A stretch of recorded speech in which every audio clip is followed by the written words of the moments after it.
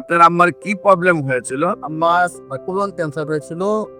খাওয়া দাওয়া করতে পারতো না, পেটে জ্বালাপোড়া করতো, এবারে নাকে দেখে দুর্বল, বিছানা পড়ে গেছে।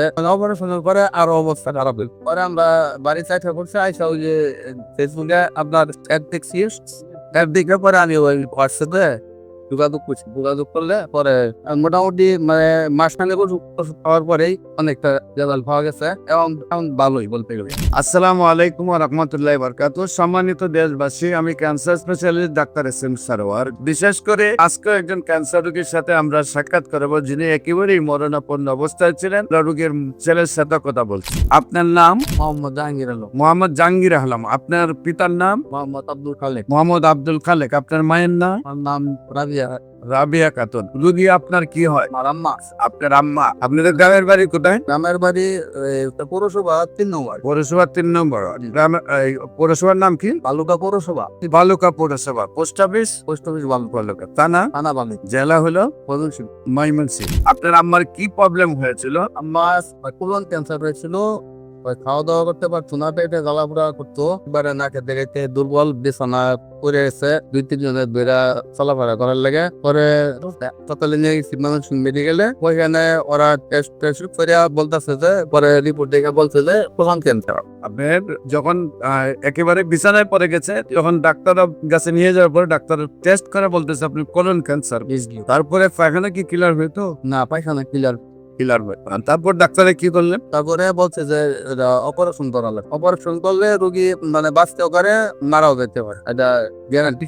পরে আমরা একবার প্রথমে ভয় পেয়ে গেছি, তখন অপারেশন না করে বাড়িতে নিয়ে এসে পরে এভাবে আরো 2-3 মাস গেছে। যাওয়ার পরে রোগী পেলে আস্তে আস্তে আরো খারাপের দিকে যাইতেছে। পরে চিন্তা করলাম যে বাঁচতে পারবো বললে মোট দয়া অপারেশন করাইলে। পরে আবার নিয়ে গেছি মেডিকেলে, দয়া ভর্তি করাইলাম। ভর্তি করে প্রায় মাসটা হাসপাতালে থাকছি। তারপরে অপারেশনের ডেট দিছে, পরে অপারেশন করা হয়েছে। অপারেশন করার পরে 7 দিন পরে ছুটি দিছে। ছুটি বাড়িতে আসছি।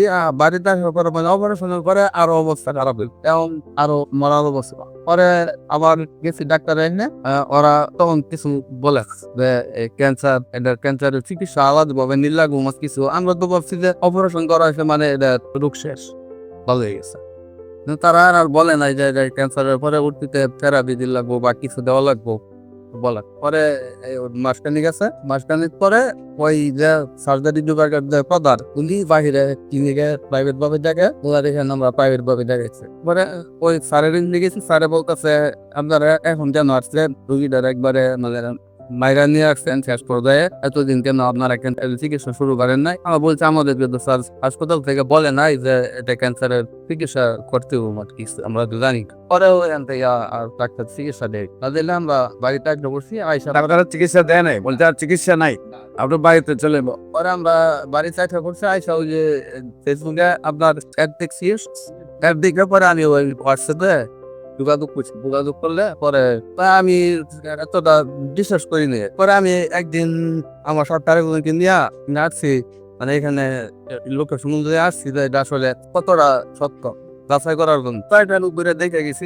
দেখছি যে না ঠিক আছে। তারপরে 1 সপ্তাহ পরে আমি আমাকে নিয়ে আসছি আর 4 মাস আগে। মোটামুটি মানে মাসখানেক ওষুধ খাওয়ার পরেই অনেকটা রেজাল্ট পাওয়া গেছে এবং মোটামুটি এখন ভালোই বলতে গেলে। আপনি আল্লাহ রসের সম্মতে নিয়মিত 4 মাস ওষুধ খাওয়াইছেন, এখন ভালো আছেন উনি। সম্মানিত দেশবাসী, বিশেষ করে আপনারা জানেন কোলন ক্যান্সার এটা হলো সবচেয়ে বেশি প্রবলেম, যেটা হলো বায়ু পথে যখন বাথরুম আসে না, জ্বালা যন্ত্রণা ব্যথায় মানুষের 1 ঘন্টাও বসে থাকার সুযোগ থাকে না। সেইখানে ওনারা কয়েক মাস চিকিৎসা করার পরেও ডাক্তাররা লাস্টে বলেছেন যে আর চিকিৎসা নিয়ে আপনার বাড়িতে নিয়ে যান।